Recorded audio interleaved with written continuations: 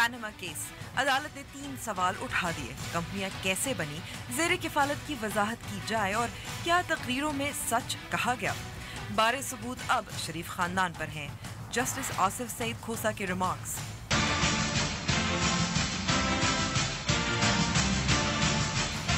Peoples party की overhauling, Bilawal Bhutto के लाहौर में डेरे और बड़े बड़े बयानात। हकीकत में पीपल्स पार्टी का मुस्तकबिल क्या? चाय वाले के बाद अब सोशल मीडिया ने चमकाई सफाई वाले की किस्मत। अस्सलाम वालेकुम and welcome to news wise. मैं हूं अंबर शमसी। अब मैदान पाकिस्तान मुस्लिम लीग नून का है। पैनामा लीक्स केस में अदालत ने भी कुछ यही कहा कि सबूत वज़ीर आज़म नवाज शरीफ और उनके अहले खाना को फराहम करना है। वज़ीर आज़म के वकील कल अपने मज़ीद दलाइल पेश करेंगे और चाहे दोनों पार्टियों के वकला हों और अदालत, ऐसा ज़ाहिर होता है कि सभी ख्वाहिशमंद हैं, चाहते हैं कि केस जल्दी ख़त्म हो और ये मरहला भी इख्तिताम को पहुँचे। लेकिन दोनों जमातें अब कमीशन बनाने में दिलचस्पी नहीं रखती। नून लीग का तो मौक़िफ़ समझ में आता है क्योंकि कमीशन एक तवील एक्सरसाइज है, लेकिन पीटीआई की अदम दिलचस्पी समझ में नहीं आती। कई माह तक कमीशन के लिए इसरार करने वाली पार्टी इस केस से क्यों मुतमईन है। और एक सवाल पीपल्स पार्टी के लिए भी है कि यौम तासीस की तकरीब कब तक चलेंगी। कितनी बार भुट्टो जिंदा है किया जाएगा, अंकल फुप्पो और भाइयों पर ताने दिए जाएंगे। बिलावल भुट्टो जाहिराना मूड में हैं और ये भी कह चुके हैं कि वो 2018 में वज़ीर आज़म बनेंगे। 2013 की शिकस्त भूली नहीं है ना उसकी हाथ, और सूबा सिंध में पार्टी की कारकर्दगी काबिल तारीफ भी नहीं रही। आज ही बिलावल भुट्टो ज़रदारी ने कहा अभी तो पार्टी शुरू हुई है। वाकई शुरू करते हैं टॉप स्टोरी से। पैनामा केस में अदालत ने 3 सवाल उठा दिए। वज़ीर आज़म के बच्चों ने कंपनियां कैसे बनाई, ज़ेरे किफ़ालत होने के मामले की वजाहत करें और तकरीरों में सच कहा गया या नहीं। मज़ीद इस रिपोर्ट में। सुप्रीम कोर्ट में पानामा पेपर्स की तहकीकात से मुतल्लिक केस की समाअत के दौरान जमात इस्लामी के वकील ने एक बार फिर कमीशन तश्कील देने की इस्तदा की तो 5 रुकनी लार्जर बेंच के सरबराह चीफ जस्टिस अनवर ज़हीर जमाली ने कहा कि कमीशन की तश्कील समेत कई ऑप्शन अदालत के सामने खुले हैं। इमरान खान के वकील नईम बुखारी ने कहा कि 2014 और 2015 में हुसैन नवाज ने अपने वालिद को 74 करोड़ के तोहफे दिए जिस पर टैक्स अदा नहीं किया। मरियम के अपने वालिद के ज़ेर कफालत होने के वाज़ेह सबूत मौजूद हैं। वालिद ने मरियम सफदर को 3 करोड़ 17 लाख और हसन नवाज को 2 करोड़ के तोहफे दिए। जस्टिस आसिफ सईद खोसा ने नईम बुखारी से इस्तिफसार किया कि दलाइल से जाहिर होता है कि मरियम नवाज ज़ेर कफालत हैं, लेकिन किसकी ज़ेर कफालत हैं? नईम बुखारी ने कहा कि मरियम नवाज चौधरी शुगर मिल की शेयर होल्डर्स हैं, ज़रे अराजी है। 2011 और 12 में मरियम के असासों में भी इजाफा हुआ, लेकिन वो कहती हैं कि उनकी कोई जायदाद ही नहीं। 2011 में मरियम नवाज अपने वालिद की ज़ेर कफालत थी। नवाज शरीफ ने उन्हें पहले 3 फिर 5 करोड़ तोहफे में दिए। अवामी मुस्लिम लीग के सरबराह शेख रशीद अहमद ने दलाइल में कहा कि किसी ने भी वज़ीर आज़म से बेटी के बारे में नहीं पूछा था तो कफालत कागजात नामजदगी में उनको क्यों जाहिर किया गया। शेख रशीद ने कहा कि फर्गूसन की रिपोर्ट कैसे फैलाई गई, सब कुछ मुअज़्ज़ज़ जज साहिबान ने पढ़ा हुआ है, अब फैसले की देर है। दलाइल मुकम्मल होने पर अदालत ने 3 सवाल उठाए। पहला सवाल के बच्चों ने कंपनियां कैसे बनाई, दूसरा सवाल मरियम नवाज के ज़ेर कफालत होने के मुतालिक है, जबकि तीसरा सवाल ये पूछा गया कि तकरीरों में सच बताया गया है या नहीं। वज़ीर आज़म के वकील सलमान असलम भट्ट ने जब दलाइल शुरू किए तो जस्टिस आसिफ सईद खोसा ने रिमार्क्स दिए कि पैसा कहां से आया ये साबित आपने करना है। सलमान असलम भट्ट ने कहा कि मरियम की जायदाद की तफसीलात फराहम करने के लिए कोई और कालम मौजूद नहीं था। जस्टिस खोसा ने इस्तिफसार किया अगर कोई कालम मौजूद नहीं था तो नाम लिखने की क्या जरूरत थी, अगर नाम लिखना जरूरी था तो किसी और कालम में लिख देते। केस की मजीद समाअत बुध को होगी। कैमरा और रिपोर्टिंग टीम के साथ नवीद सिद्दीकी, डॉन न्यूज, इस्लामाबाद। इस केस के बारे में हम बातचीत करेंगे, लेकिन छोटे से ब्रेक के बाद, और ब्रेक के बाद पाकिस्तान तहरीक इंसाफ और पाकिस्तान मुस्लिम लीग नून से दोनों से कुछ सवाल हैं जो पूछेंगे।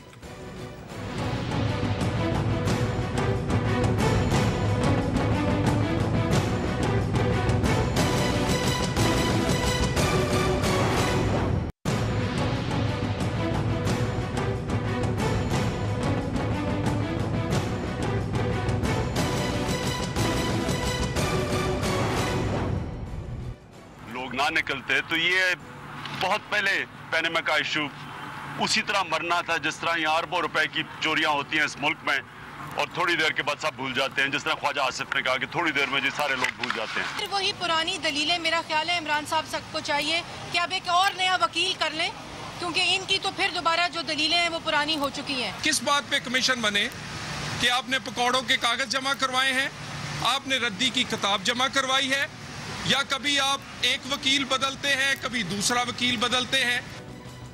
ہمارے ساتھ اسٹوڈیو میں موجود ہیں پاکستان مسلم لیگ نون کے رمیش کمار. بہت بہت شکریہ وقت دینے کا.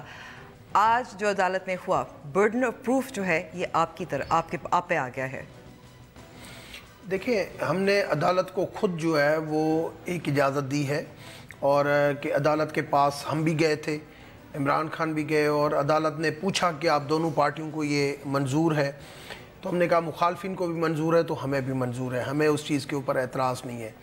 آج عدالت کو جب ایک اختیار دیا گیا ہے, ہونا تو یہ چاہیے تھا کہ پارلیمنٹری کمیٹی نے جو TORs بناتی اور یہ سب چیزیں ہوتی, مگر ہم یہ بوجھ اٹھا نہیں سکتے تھے کہ پناما 7-8 مہینوں سے یہ شور کیا جا رہا تھا. ہمارے جب دامن صاف تھے تو پھر ہم کیوں الزام جو ہے وہ برداشت کریں. اسی وجہ سے ہی ہم نے ان سپریم کورٹ کی بات کو قبول کیا کہ سپریم کورٹ فیصلہ بھی ہمیں قبول ہوگا, اور سپریم کورٹ جس لیول پہ اس کو دیکھنا چاہے گی, جس طریقے سے دیکھنا چاہے گی, جس طریقے سے سیٹسفائی ہوگی, کیونکہ جب آدمی کی نیت صاف ہوتی ہے, جب ہمیں پتہ ہے کہ ہمارے اندر سے ہم صاف ہیں, تو پھر ہمیں گھبرانے کی کیا ضرورت ہے. تو میں سمجھتا ہوں کہ لیکن 2-3 سوال ہیں جو آپ کے لیے شاید اس کا جواب دینا مشکل نہیں ہو جائے گا. مریم نواز شریف کا جو زیر کفالت جو ہے اس کا کس طرح سے ہے, پھر کمپنیاں کیسے بنی, پیسے جو ہیں کیسے منتقل ہوئے دادا سے پوتوں تک, پوتی تک. You have a lot to prove.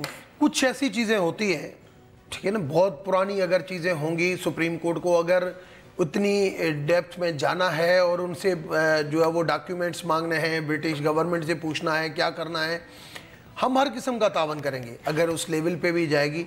جہاں تک ہمیں یہاں پہ سیٹسفائی کرنے کی بات ہے, ہمارے پاس جو بھی پروف ہوں گے, ہمیں یہ پتہ ہے کہ ہمارے پاس ٹریل ہے, ہمیں یہ پتہ ہے کہ جو بھی ہم نے کام کیا ہے قانونی کیا ہے, ہمیں یہ پتہ ہے کہ یہاں پہ کرپشن کی کوئی انوالومنٹ نہیں ہے, ہمیں یہ پتہ ہے کہ ہمارے ساتھ اتنا جو ہے وہ زیادتیاں ہوئی, پرانے دوروں میں ہمارے ساتھ زیادتیاں ہوئی. اگر ہم گلٹی ہوتے تو میں سمجھتا ہوں جو بہت ڈیفیکلٹ وقت تھا جنرل پرویز مشرف والا, اس دور کے اندر ہمارے اوپر یہ چیزیں ہوتی ان کرپشن چارجز کے اوپر. یہ آج اس چیزوں کو بہانہ بنا کے اپوزیشن جو ٹھیک ہے, تو آپ کا ماننا ہے کہ آپ کے پاس اس وقت ٹریل ہے اور وہ ڈاکیومنٹس ہیں اور وہ پیش کیے جائیں گے عدالت میں. دیکھیں, ہمارے پاس جو چاہے جدہ سے ہم بیچ رہے ہیں, جدہ مل ہو, چاہے دبئی مل ہو, چاہے قطر شہزادہ ہو, چاہے کس ٹائم پہ ہم نے جو ہمارے پاس سسٹم ہے, ہمارے پاس جو بھی ایویڈنس ہے, کورٹ ہم سے مانگ رہی ہے, ہم کورٹ کو پیش کریں گے. زیر کفالت کی بات آئے گی, اس کے بھی پروف پیش کریں گے, ہر چیز ہم پیش کریں گے. اب کورٹ اس کے اندر ڈیٹیل میں جائے گی, ہم اس کے اوپر بھی آرگیومنٹس نہیں کریں گے. کورٹ اس کے اوپر جائے گی کہ ہم اس طریقے سے ڈیٹیل میں ہم سیٹسفائی نہیں ہیں, یہ آپ کا جو جواب ہے یہ سیٹسفیکٹری نہیں ہے, ہم اسے اور زیادہ سیٹسفائی ہونا چاہ رہے ہیں, ہم اس میں بھی مدد کریں گے. کیونکہ بات یہ ہے کہ میں صرف سمپل اس پہ جاتا ہوں کہ جب آدمی صاف ہوتا ہے, ایک آدمی کسی کے اوپر, آپ گھر میں کوئی ماسی کام کرتی ہے, گھر کے اندر کام کرتی ہے, ماسی کے اوپر کوئی چوری ہوئی تو اس نے الزام لگایا کہ بھئی ماسی آپ نے, تو ایک میرے پڑوس میں ایک مسئلہ ہوا, تو ماسی نے مجھے کہا کہ ڈاکٹر صاحب میں صاف ہوں. تو بات ہے کہ جب وہ صاف تھی, اس کا اندر صاف تھا, کسی چیز کا خوف نہیں تھا. جب ہم یہاں پہ صاف ہیں, ہمیں کسی چیز کا ڈر نہیں ہے کہ بھئی ہم نے کوئی کرپشن نہیں کی, ہم نے کوئی پاکستان کے ایسا نہیں, مگر جو ہمارے ساتھ ہو رہی ہے وہ زیادتی ہو رہی ہے. اور یہی وجہ ہے کہ پاکستان کی عوام آج بھی میاں محمد نواز شریف کے ساتھ کھڑی ہے. ان ساری چیزوں, ان سارے الزامات کے باوجود بھی, چاہے کشمیر کی الیکشن ہو, چاہے لوکل باڈیز الیکشن ہو, چاہے کینٹونمنٹ کی الیکشن ہو, چاہے بائی الیکشن ہو, مگر سارے الزامات دن بدن یہ ٹرائل ہو رہے ہیں عمران خان کی طرف سے. مگر آپ دیکھیں, اپوزیشن کا تو شاید یہی کام ہے. اس وقت ہمارے ساتھ اسٹوڈیو میں عثمان ڈار صاحب ہے, پاکستان تحریک انصاف کے. بہت شکریہ وقت دینے کا. آپ کو لگتا ہے کیس جو ہے, اب جھکاؤ جو ہے جج صاحبان کا, کافی سخت سوالات پوچھے گئے تھے PMLN کے وکیل کو, سلمان بٹ صاحب کو. دیکھیں امبر, ابھی آپ کہہ رہی تھیں کہ ان کو مشکلات ہوں گی.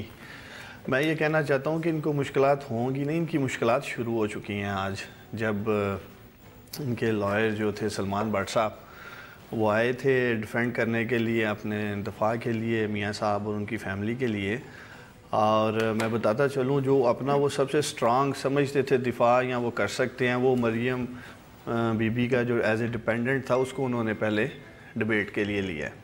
میں یہاں آپ کے اور قوم کے سامنے یہ رکھنا چاہتا ہوں، جب خود مریم نواز صاحبہ نے 2011 میں سنا بچا کے پروگرام میں کہا، آپ بے شک وہ کلپ چلا سکتی ہیں کہ میں اپنے والد محترم کے ساتھ رہتی ہوں، نہ میری نہ میرے بھائیوں کی کوئی پراپرٹی پاکستان میں ہے نہ پاکستان سے باہر ہے، جب وہ خود کہہ رہی ہیں کہ میں اپنے والد کی ڈیپینڈنٹ ہوں، اور پھر میاں صاحب کی ٹیکس سٹیٹمنٹ کہتی ہے کہ وہ ڈیپینڈنٹ کے کالم میں لکھی گئی ہیں۔ اس پہ جو عدالت میں بھی یہ پوچھا گیا تھا کہ ایک ڈیپینڈنٹ کی ڈیفینیشن کیا ہوتی ہے؟ آپ اپنے والد صاحب کے ساتھ رہیں، تحفے تحائف جو ہیں، جیسے آج جو نعیم بخاری صاحب نے بھی اپنے جو کیس پریزنٹ کیا تھا اس میں کہا تھا تحفے تحائف حاصل کرے۔ How do you define a dependent? Because I'm not a lawyer. دیکھیں میں آپ کو بتاؤں کہ ایک تو ان کے اپنے جو ان کے ہسبینڈ ہیں کیپٹن صفدر صاحب، وہ تو بالکل فائنینشلی بینکرپٹ ہوئے ہیں، میرا خیال ہے وہ اس پوزیشن پہ بھی نہیں کہ وہ کوئی آلو اور پیاز کی جو ہے دکانداری کر سکیں، جو ان کے ٹیکس ریٹرنز بتا رہے ہیں، کوئی ٹیکس نہیں وہ دیتے، 0 ٹیکس ریٹرن ہے۔ اور جہاں تک مریم بی بی کا ہے، آپ نے کہا انہوں نے ان کی ٹیکس ریٹرن میں نظر آ رہا ہے کہ 2 سالوں میں انہوں نے 35 لاکھ روپے کے اخراجات کیے ہیں اپنی ٹریولنگ پہ، 3.5 ملین روپیز کے، اور ویئر ایز وہ اپنی انکم جو شو کر رہی ہیں وہ 1.5 لاکھ کر رہی ہیں۔ دیٹ مینس کہ یہ تمام معاملات جو ان کی ایک عیش و عشرت ہے، جو لائف سٹائل ہے، وہ سب کچھ جو مینٹین کر رہے ہیں وہ ان کے والد میاں نواز شریف کر رہے ہیں، اس میں دو رائے ہی نہیں ہے نا۔ جب وہ رہ بھی اگر آپ ان کے جائیں اور کیا کہتے ہیں ٹیکس ریٹرن پہ بھی دیکھ لیں اور جا کے آپ چیک بھی کر سکتے ہیں، ان کا جو ایڈریس ہے وہ جاتی عمرہ آتا ہے، بالکل وہ تو اپنے والد کے ساتھ رہ رہی ہیں، اسی گھر میں رہ رہی ہیں، تمام چیزیں وہاں مینٹین ہو رہی ہیں۔ اور آج جو سب سے غور طلب بات تھی کہ مریم نواز صاحبہ کو ایک گفٹ ملتی ہے BMW، اور جس کی قیمت اس وقت 35 لاکھ کے قریب ہے، اور جب وہ بیچتی ہیں، جو انہوں نے خود انہی کے ڈاکومنٹس کہہ رہے ہیں، ہم نہیں کہہ رہے، ایک سیکنڈ ہینڈ BMW 1.96 کروڑ منافع دے رہی ہے۔ یہ میں آپ سے پوچھوں کہ کمار صاحب، ظاہر ہے جب گاڑی جو سیکنڈ ہینڈ ہوتی ہے اس کی تو ویلیو ڈپریشیٹ کرتی ہے نا، کم ہو جاتی ہے جب بیچنے کو آتے ہیں، اضافہ کیسے ہوگا؟ دیکھیں گاڑی لازمی نہیں ہے، اور مگر اب یہ جو بتا رہے ہیں کہ 35 لاکھ اور 1.96 کروڑ، وہ گاڑی کس نے بیچی، کیا کیا، جب ایک ایویڈنس دیتے ہیں، ایک ریسیپٹ دی جاتی ہے پرچیز کی اور سیلنگ کی، ٹھیک ہے، تو میں سمجھتا ہوں وہ ایویڈنس جو ہے وہ بہت کچھ ہوتا ہے۔ آج میری مرضی ہے کہ میں آپ کو کہتا ہوں کہ بھئی آپ یہ گاڑی جو ہے وہ آپ کو میں گفٹ دینا چاہتا ہوں، آپ کو گفٹ، آپ کہتے ہیں میں گفٹ نہیں لوں گی آپ سے، بالکل نہیں لوں گی، تو آپ کہتے ہیں بھائی جو مرضی پڑے آپ مجھے دے دو، مگر آپ کو جو ہے نا میں آپ سے پیسے، اگر وہ اس طریقے سے گاڑی کا معاملہ ہوا اس طریقے سے دیکھو نا، وہ گاڑی براڈر ایشو اس وقت ہے جو بہت ضروری، اور بلیٹ پروف گاڑی جو ہے BMW 2.5 کروڑ کی ہوتی ہے، اس میں ثبوت جو سب سے اہم بات ہے، جو بہت کی پوائنٹ ہے اس کیس میں، وہ ہے مریم نواز کی زیر کفالت نواز شریف کی ہیں یا نہیں، کیونکہ پھر وہ کیس لنک ہوتا ہے آف شور کمپنی نیلسن ایسکول۔ تو جب ان کی انکم جیسے انہوں نے کہا اتنی نہیں ہے، ایکسپینڈیچر زیادہ ہے، ظاہر ہے گفٹس بھی ریسیو کرتی ہیں، تو لگتا تو یہی ہے کہ وہ ڈیپینڈنٹ اپنے والد۔ عمر میں ایک جنرلی آپ سے بات کروں گا، ایک باپ نے اپنی بیٹی اسپیسیفکلی نہیں بات کریں گے، نہیں، ایک باپ نے اپنی بیٹی کی، اگر میں آپ کو ایک ایویڈنس کے طور پر بتا رہا ہوں، باپ نے ایک بیٹی کی شادی کرائی، شادی کرانے کے بعد جو ہے وہ ہو گئی ان کی، مگر اگر ان کو فیسلیٹ کرنے کے لیے وہ ان کے ساتھ رہ رہی ہے، اگر ان کے جاتی عمرہ میں رہے، چاہے پرائم منسٹر ہاؤس میں رہے، تو اس کا مطلب یہ نہیں ہوتا، وہ ایک فیسلیٹیشن ضرور ہو جاتی ہے، مگر یہ نہیں ہوتا ہے کہ اس کے اوپر ڈیپینڈنٹ ہوگی، یہ چیز ہو جاتی ہے۔ ہاں اس کے اوپر اگر اخراجات بھی ہوتے ہیں تو والد کہہ سکتا ہے کہ بھئی میرے جو ہے وہ اس چیزوں کے اوپر میں گیا اور میں اپنے بچوں کو بھی ساتھ میں لے کے گیا اور اس کے اوپر یہ اخراجات، مگر ہم اس میں وہ چیز نہیں جاتی۔ اب یہ جو چیزیں آ رہی ہیں نا، یہ ایسی چیزیں لے کے آ رہی ہیں، میں عثمان ڈار سے ایکسپیکٹ نہیں کر رہا تھا ایسی لینگویج کہ آلو اور پیاز یہ وہ، میں یہ ایکسپیکٹ نہیں کر رہا تھا، کم سے کم میرے جیسا بندہ سوبر بیٹھا ہوا ہو تو یہ ایکسپیکٹ نہیں کر رہا تھا کہ یہ الفاظ جو یوز ہو، تو بات سمپل ہے۔ Let's move on. جی عثمان، ایسا کیوں ہے کہ جو کشن جو بننا تھا آپ لوگوں کی دلچسپی نہیں لگتی؟ کیونکہ ظاہر ہے جماعت اسلامی سراج الحق صاحب نے، ان کے وکیل نے یہی کہا کہ کمیشن بننا چاہیے، فورینزک آڈٹ ہونا چاہیے، بٹ اب لگ رہا ہے کہ پاکستان تحریک انصاف دلچسپی نہیں رکھتا۔ دیکھیں دلچسپی کی بات نہیں امبر، ہم سمجھتے ہیں کہ یہ ایک اوپن اینڈ شٹ کیس ہے، اس میں میں سمجھتا ہوں کہ اگلے 2-3 دن میں جو میں وہاں جا رہا ہوں، تمام ہیئرنگز میں جا رہا ہوں، اور جو چیزیں سامنے آ رہی ہیں چونکہ انہوں نے اب ڈیفینس کرنا ہے ان تمام معاملات کو جو سوالات اٹھائے گئے ہیں جو پی ٹی آئی نے اٹھائے ہیں جو ججز نے اٹھائے ہیں تو ہمارا یہ ماننا ہے کہ اتنے ثبوت اور حقائق موجود ہیں کہ اگلے 2 سے 3 روز میں اگر یہی بینچ آئے تو اس کی روش میں فیصلہ سنا سکتا ہے. there is no need of commission. دوسرا یہ ہے دیکھیں تھوڑا سا پیچھے جانا ہوگا ایک بار کہ وزیر اعظم نے قوم سے خطاب کیا, پارلیمنٹ میں بھی خطاب کیا, انہوں نے وہ تمام سورس آف انکم بتائے جن سے یہ فلیٹس لیے جاتے ہیں, لیکن ان کی اپنی جو سٹیٹمنٹس ہیں تقاریر ہیں وہ کنٹراڈکٹ کرتی ہیں جو یہ جوابات جمع کروا رہے ہیں سپریم کورٹ آف پاکستان میں. اور میں پھر مریم بی بی پہ آنا چاہوں گا. چلیں میں ان کو سو فار بینیفٹ آف ڈاؤٹ دیتا ہوں اس کالم کا جس کی یہ بات کر رہے ہیں. Let's talk about trust deed جو کومبر گروپ کے نام کی آ گئی, اور پھر بعد میں انہیں لگا ہو ہم نے تو کسی غلط گروپ کی دے دی, ہم نے تو نیلسن اور نیسکول کی دینی تھی. میں یہاں یہ کہنا چاہتا ہوں کہ اتنی لوٹ مار کی ہے اس شریف فیملی نے گزشتہ 25-30 سالوں میں کہ ان کو خود اندازہ نہیں تھا کہ پاکستان تحریک انصاف, عمران خان جو اتنی بڑی موومنٹ ہوئی اور ایک دن ان کو سپریم کورٹ میں آنا ہوگا, تلاشی ہوگی, ان تمام چیزوں کا حساب کتاب دینا پڑے گا جو یہ ماضی میں بالکل ایزی لے رہے تھے. بادشاہ تھی نا, کبھی سوچا ہی نہیں تھا کسی ٹیکس ڈپارٹمنٹ کو بھی ہم نے جواب دے دینا ہے, اگر نیب والا آ رہا ہے تو اس نے بھی ہم سے پوچھنا ہے. لہٰذا انہوں نے وہ اپنے تمام معاملات ایسے ہی چھوڑ رکھے تھے. آج جب ان سے پوچھا جا رہا ہے تو ان کی ٹیکس ریٹرنز میں بھی پرابلمز ہیں. جو ڈیڈز لے کے آتے ہیں مانگی نیلسن اور نیسکول کی جاتی ہے اور کومبر گروپ آ جاتا ہے, اور پتہ نہیں ایسے کئی گروپ ہوں گے جہاں انہوں نے اربوں روپے ابھی بھی چھپا رکھے ہیں اور وہ بھی آنے والے دنوں میں منظر عام پہ آئیں گے. ایسے ہی ظاہر ہو رہا ہے کہ پیپر ورک جو ہے آپ کا از ناٹ ان آرڈر. امبر پہلی چیز تو یہ جو یہ تلاشی کی بات کر رہے ہیں سپریم کورٹ میں ان کی درخواست بعد میں آئی ہے. سپریم کورٹ میں ہم پہلے گئے ہیں کہ ان چیزوں کو جو ہے وہ دیکھے, اور ہم نے خود سپریم کورٹ کو خط لکھا کہ سپریم کورٹ ان چیزوں کو دیکھے کیونکہ ہم صاف ہیں, ہمارے اوپر الزام غلط لگ رہے ہیں کیونکہ سپریم کورٹ کے اوپر سب کو ایک اعتماد ہے, قوم کو بھی اعتماد ہے, مختلف پولیٹیکل پارٹیز کو بھی اعتماد ہے, مگر ان کے لاک ڈاؤن جو ایک غیر جمہوری کام تھا وہ فیل ہونے کے بعد انہوں نے کہا کہ ہم سپریم کورٹ میں جائیں اور اس چیزوں کو جو ہے وہ دیکھیں. نہیں تو انہوں نے سپریم کورٹ کے اوپر بھی متاثر ہونے, سپریم کورٹ کو انفلوئنس میں ڈالنے کے لیے, الیکشن کمیشن کو انفلوئنس میں ڈالنے کے لیے انہوں نے اپنے لاک ڈاؤن کینسل نہیں کیا. انہوں نے لاک ڈاؤن کے ذریعے بہت تکلیفیں دی لوگوں کو. کیس کی اسپیسیفکس پہ آئیں. دوسری چیز پی ایم صاحب کی اسپیچ کی جو بات کی, پی ایم صاحب یہ سوال کیونکہ جج صاحبان نے پوچھا تھا نا کہ تقاریر میں تضادات ہیں. پی ایم صاحب کی جو اسپیچ اسمبلی کے اندر ہے یا قوم کے ساتھ جو اسپیچ ہے, میں کہتا ہوں اس کے اندر کوئی تضاد نہیں ہے. ان چیزوں کے اندر پی ایم صاحب نے کوئی ایسی ڈیٹیل کی بات نہیں کی. انہوں نے حالات, پرانے حالات, ابھی حالات, ان ساری چیزوں کو اور پولیٹکس کے اوپر بات کی ہے. یہ جو بات کرتے ہیں اسٹیٹمنٹ کی, جیسے ابھی ثنا گجا کی بات کی کہ مریم نے 2012 میں یہ بات کی تھی, حسن نے یہ بات کی تھی, حسین نے یہ بات کی تھی. میں کہتا ہوں کہ یہ جو باتیں ہوتی ہیں نا, یہ اسٹیٹمنٹس ہوتی ہیں, پولیٹیکل اسٹیٹمنٹ. آپ بیٹھے ہو, مجھے ابھی کوئی پوچھے, مجھ سے ابھی پوچھے کہ آپ کے پاس 4 گاڑیاں ہیں, آپ نے یہ گاڑی کس سال میں کتنے میں لی تھی, مجھے تھوڑی یاد ہوگا.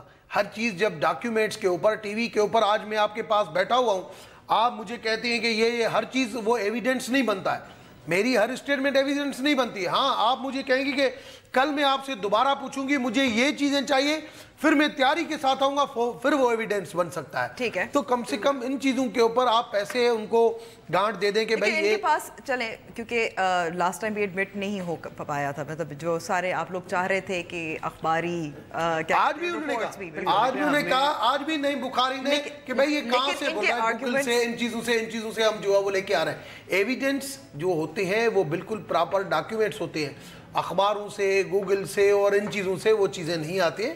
ایویڈنس یہ دینے میں پھیل گئے, مگر ہم سے اگر آپ کی سائٹ کو اب پیش کرنا ہے اور ہم سے جوڈیشری جو بھی مانگے گی ہم ان کے ساتھ تعاون کریں گے اور ہم بھاگنے والے ہیں. میرے پاس اب وقت تھوڑا رہ گیا ہے, کوئکلی کیا چاہتے ہیں اس وقت, فیصلہ کیا ہو, کیونکہ قانون جو ہے وہ تو شاید ساتھ نہ دے.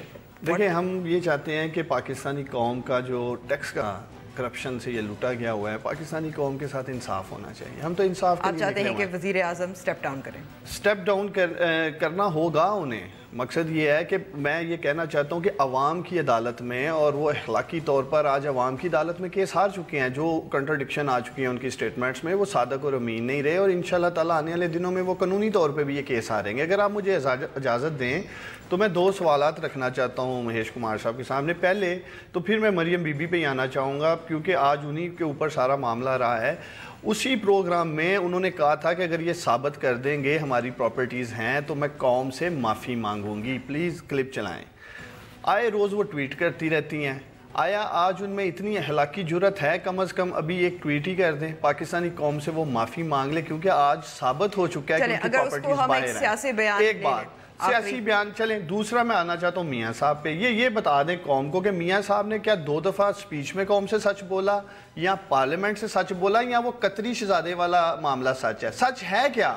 خدا کا واسطہ قوم کو بتا دیں سچ ہے کیا؟ وہ کہتے ہیں نا، کہاوت ہے کہ ایک جھوٹ کو چھپانے کے لیے 100 جھوٹ بولنے پڑتے ہیں۔ اس ٹائم پوری کی پوری پی ایم ایل این جو ہے وہ اپنے بادشاہ سلامت کو بچانے کے لیے ایک جھوٹوں کا پورا لے کے لندہ تو بیٹھ جاتے ہیں یہ ٹی وی چینلز پہ۔ میں ان چیزوں سے ایک لائن میں جملہ، کیونکہ مجھے بریک پہ جانا ہے۔ میں سمجھتا ہوں کہ سپریم کورٹ کے اندر ایسی کوئی چیزیں نہیں ہوئی ہے جس کی وجہ سے یہ اتنی بڑی اسٹیٹمنٹ، پھر تو آپ نے ڈیسیژن ہی دے دیا کہ 62 63 کے تحت وہ نہیں۔ ٹھیک ہے، میں کہتا ہوں ابھی وہ چیزیں چل رہی ہیں، اور ان کے کہنے کے مطابق ہم ٹویٹ نہیں کریں گے، جب ہمیں مرضی ہوگی تب ہم ٹویٹ کریں گے، جب آپ کی مرضی ہوگی، اور ابھی تو کیس باقی ہے، ابھی کیس باقی ہے۔ اور آپ کم سے کم سپریم کورٹ کے فیصلے کے بعد آپ نے بھی وعدہ کیا تھا، جب جوڈیشل کمیشن کا جب دھاندلی کا فیصلہ آیا تھا آپ نے بھی وعدہ کیا تھا۔ ٹھیک ہے، اب ہمیں بریک پہ جانا ہے۔ بہت بہت شکریہ آپ دونوں کا بات کرنے کا، اور بریک کے بعد پیپلز پارٹی پہ بات کریں گے۔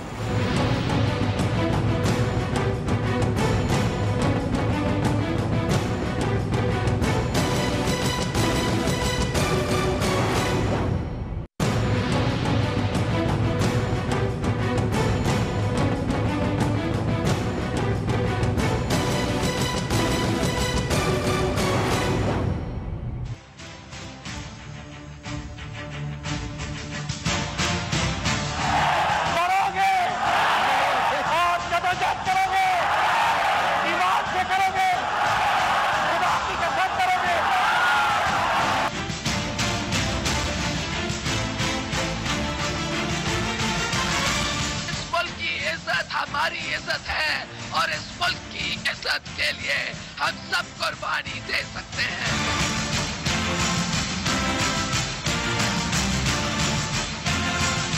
جان چاہیے، جان دیں گے ہم۔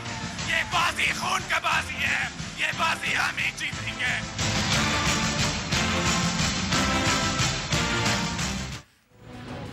ویلکم بیک ٹو دا شو۔ اور جیسے ابھی ہم نے دیکھا، پاکستان پیپلز پارٹی کا یوم تاسیس کی تقریبات جاری ہیں، لاہور میں آج بھی ہوا، اور ابھی تو ہم نے یہ کچھ کلپس چلائے تھے ذوالفقار علی بھٹو، بے نظیر بھٹو اور بلاول زرداری بھٹو، تھوڑا سا کمپیرزن کرنے کے لیے، کیونکہ بحالی کی بات ہو رہی ہے خاص طور پر پنجاب۔ ہمارے ساتھ اسٹوڈیو میں موجود ہیں زاہد حسین صاحب جو سینئر صحافی اور تجزیہ کار ہیں، اس کے علاوہ جان علی چنگیزی پیپلز پارٹی سے تعلق رکھتے ہیں۔ آپ دونوں کا بہت بہت شکریہ وقت دینے کا۔ زاہد صاحب، پہلے آپ سے شروع کروں گی۔ ریوائول، بحالی، بلاول بھٹو زرداری کی پرسنالٹی سے منسلک ہے۔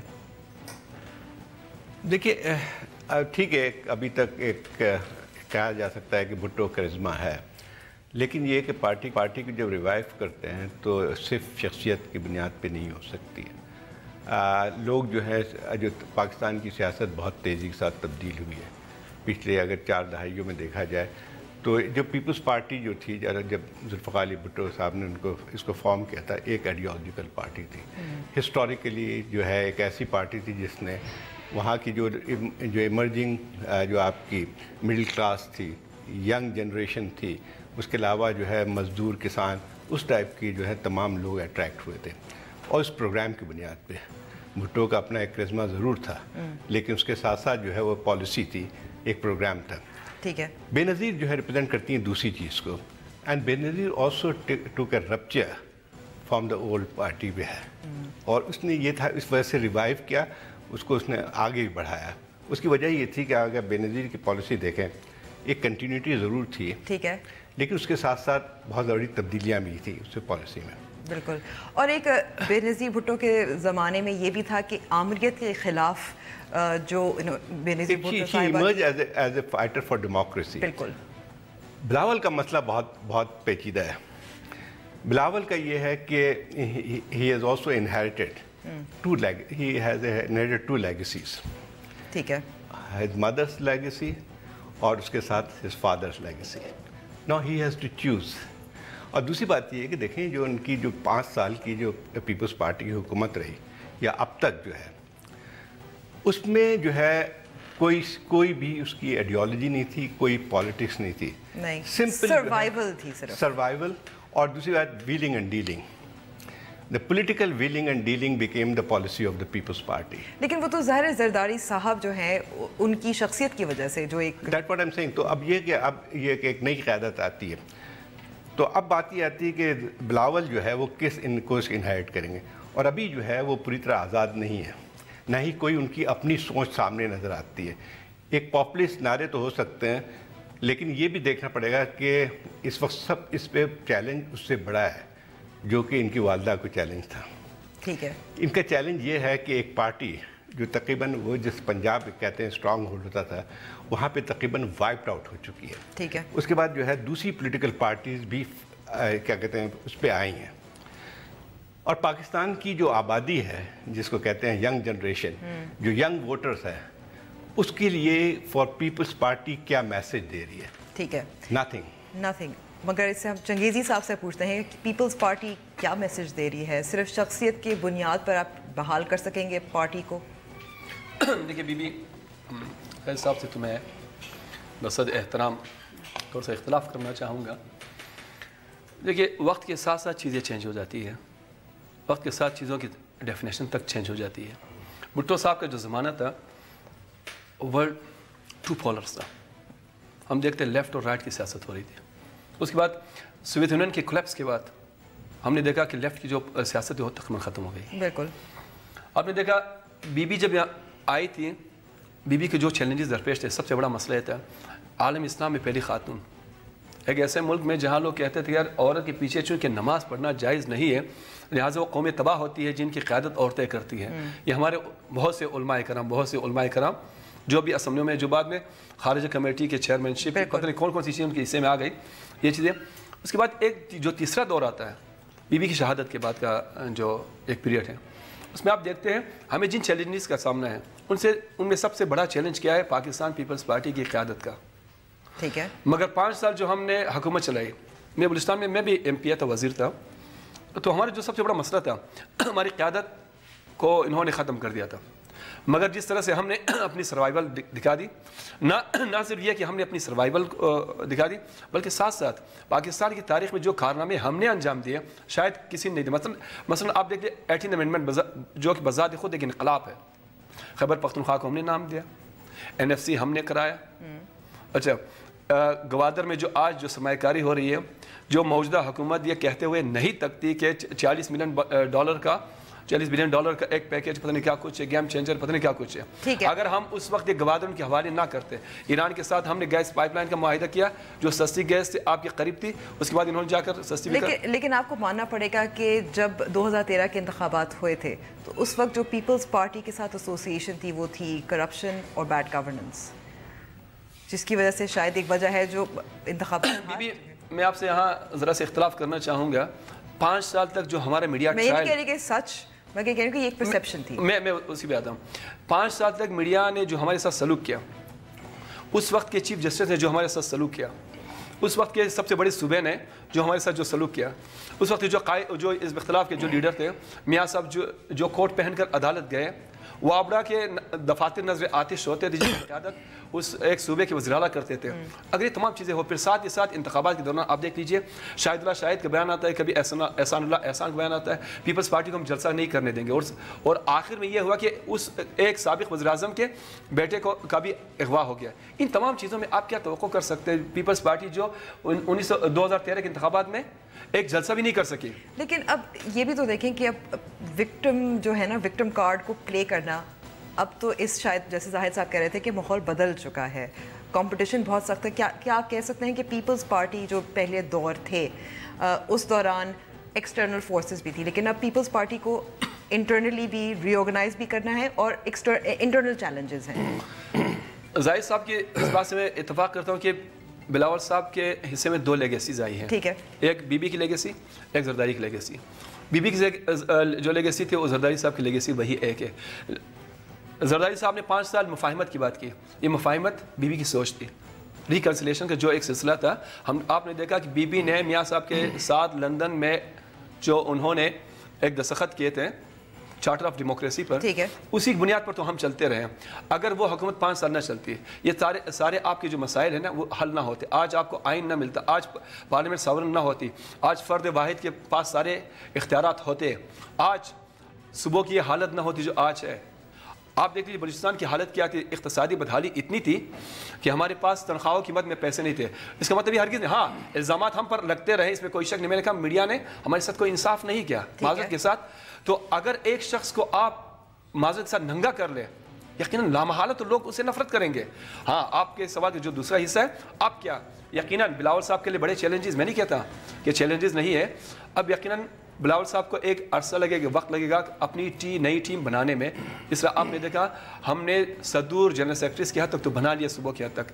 اب ہماری جو تنظیمی جو مراحل ہے مزید 2-3 مہینے اس میں لگیں گے. اس کے بعد انشاءاللہ ہم ریزلٹ کی طرف جانا شروع کر دیں گے. زاہد صاحب, بلاول بھٹو کہتے رہے کہ 2018 میں وہ وزیر اعظم بنیں گے, آصف علی زرداری صدر بنیں گے.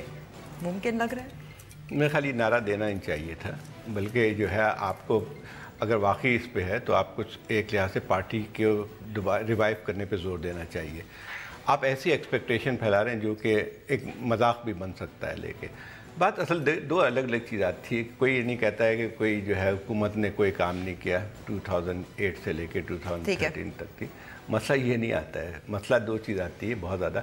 جہاں تک پیپلز پارٹی پہ الزامات کی بات تھی تو اس میں پہلے بھی جب بے نظیر بھٹو کو جب جلاوطن کیا گیا تھا تو جتنا پروپیگنڈا اس زمانے میں تھا کبھی بھی نہیں تھا. میں اس وقت آپ کے رپورٹر تھے, بالکل اتنا خوفناک تھا کہ حد نہیں. But she always came back. اس کی سب سے بڑی وجہ جو پیپلز پارٹی میں اب نہیں ہے جو پہلے تھی.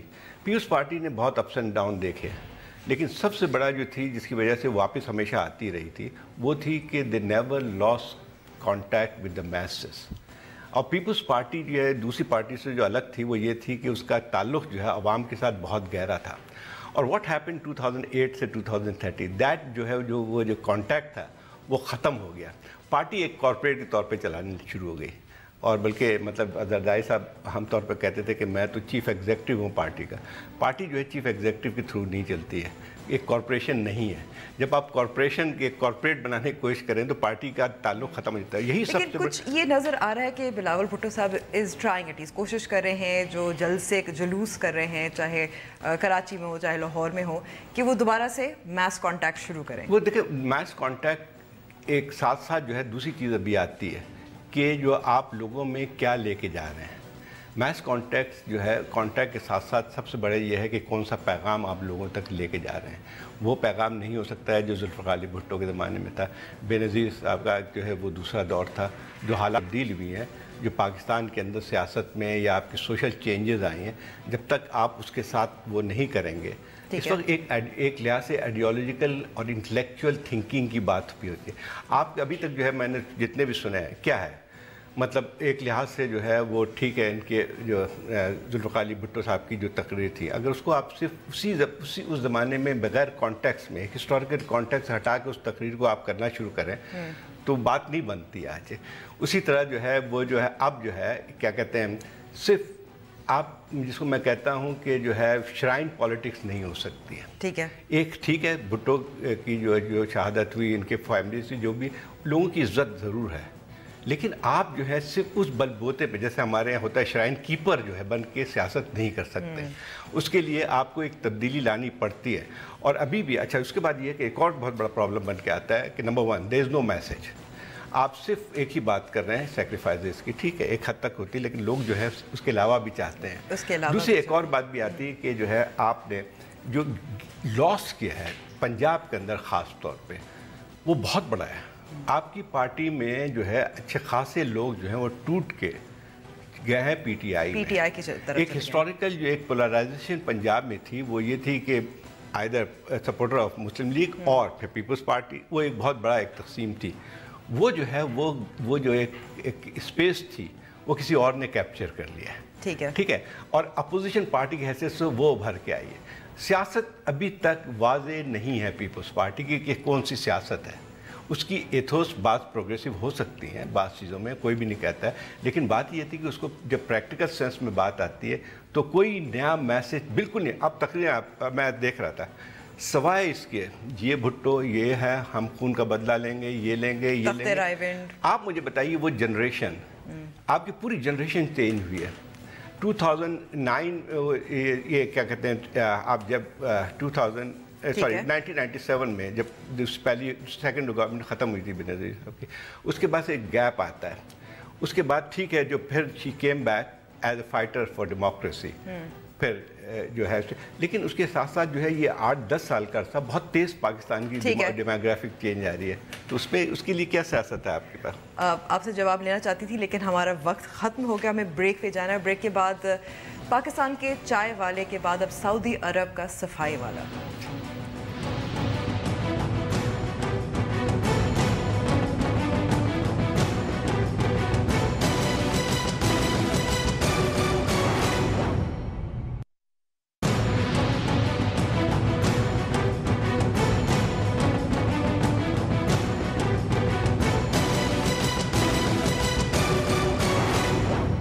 Welcome back to the show.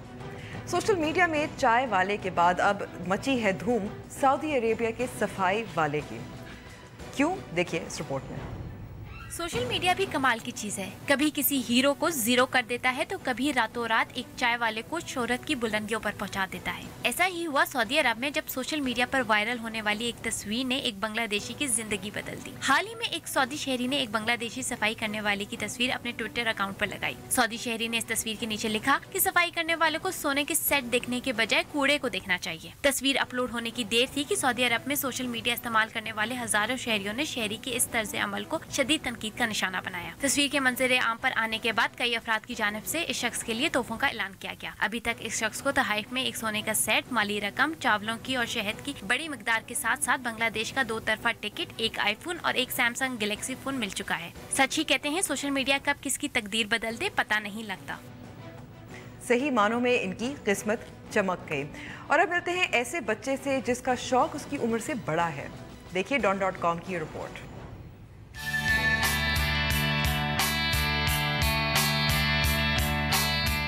कहते हैं शौक का कोई मोल नहीं। यह है खानेवाल के इलाके कोट इस्लाम का रिहायशी मोहम्मद वसीम। FSC के इस तालिब इल्म को नायाब सिक्के और मेडल जमा करने का शौक है। मोहम्मद वसीम के पास 2000 से ज्यादा खदीम सिक्के मौजूद हैं, जिनमें मलका विक्टोरिया, किंग एडवर्ड के दौर के सिक्कों समेत बरतानिया के कुछ नायाब सिक्के भी शामिल हैं। मोहम्मद वसीम ने ये सिक्के बड़ी तगड़ो के बाद इकट्ठे किए हैं। इस सिलसिले में वर्ल्ड रिकॉर्ड कायम करना चाहता हूँ। मैं हुकूमत से अपील करता हूँ कि मुझे मुल्की और गैर मुल्की सैर व सियाहत के लिए मौका फराहम किया जाए ताकि मैं मुल्क का नाम रोशन कर सकूँ, और इंशाल्लाह मैं ये करूँगा। 200 साल कबल मसीह के अनमोल सिक्कों के साथ खुलफाए राशिदीन के दौर के सिक्के भी इस तालिब इल्म के पास महफूज हैं, जिसका वजन तकरीबन 4 किलो से जायद है। न्यूज़ वाइज का वक्त अब खत्म हुआ है। उम्मीद है आपको प्रोग्राम पसंद आया होगा, लेकिन मुझे इस वक्त इजाज़त दीजिए। खुदा हाफिज़।